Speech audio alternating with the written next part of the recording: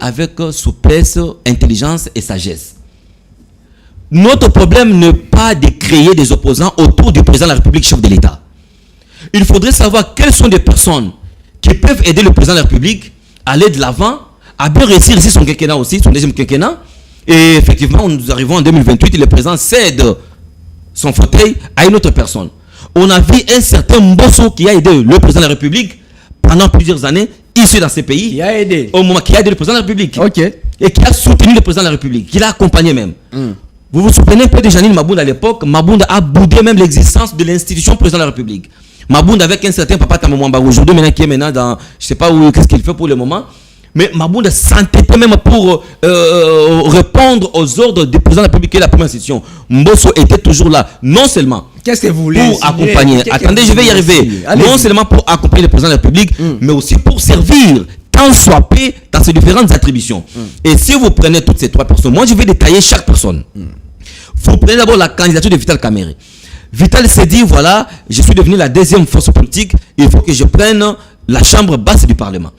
Mais pendant que Vital veut se placer comme un opposant au président de la République, parce que d'ici, je vous dis bien, Kamerhe, mais nous avons tous suivi quand il était de passage, il y a déjà des années passées, sur la chaîne Africa 24, Kamerhe a dit très bien, on s'était convenu avec le président de la République, lui va diriger, il fait ses 5 ans, moi je serai Premier ministre.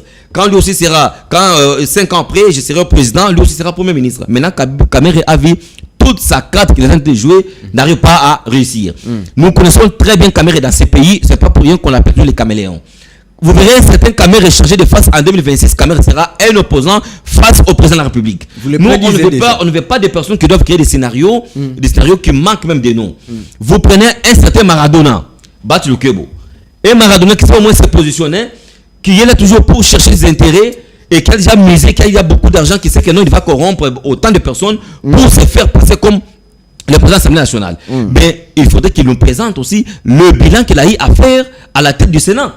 Parce qu'il n'y a pas longtemps, on a vu des marches, on a vu des membres de son cabinet au Sénat qui réclamaient, qui disaient même qu'il y a eu des tournements de frais de fonctionnement par Bat Lukebo. Et on a suivi son directeur de cabinet faire une mise au point. Il y a également Christophe Mbosso. Voilà. Moi, je suis en train d'y arriver. Ça, là-bas, il n'y a pas vraiment à craindre. Christophe Mbosso, depuis qu'il est à la tête de l'Assemblée nationale, d'abord de 1, parmi tous les présidents, parmi tout le monde qui a dirigé l'organe délibérant de notre pays, il n'y a jamais eu un président qui a eu d'abord le courage, malgré les poids de dire 84 ans. Ce que j'ai dit, Mbosso Kodia a vraiment une expérience et une expertise, et c'est un papa qui s'y connaît, il sait ce qu'il fait. Et je ne vois pas, est-ce que vous pouvez vous souvenir même là, vous connaissez l'âge de, c'est lui qui était le président des États-Unis, Donald Trump, sur ses vieux, vous connaissez l'âge de Joe Biden. Donc l'âge n'a pas de problème par rapport à ce qu'on fait pour diriger une institution. L'âge n'a pas de problème. C'est question de poids politique. C'est question de maturité aussi. Vous l'avez évoqué au début. Poids politique, on va revenir. Je reviens sur ça. Moi, je parle d'abord de l'accompagnement, les soutiens, la volonté de servir. On a vu un certain Mbosso, bien qu'il est de l'Ouest, mais il s'est beaucoup plus donné aussi à aider le président de la République pour éradiquer le problème de sécurité de la partie Est de la République. Mbosso a appelé devant sa tribune.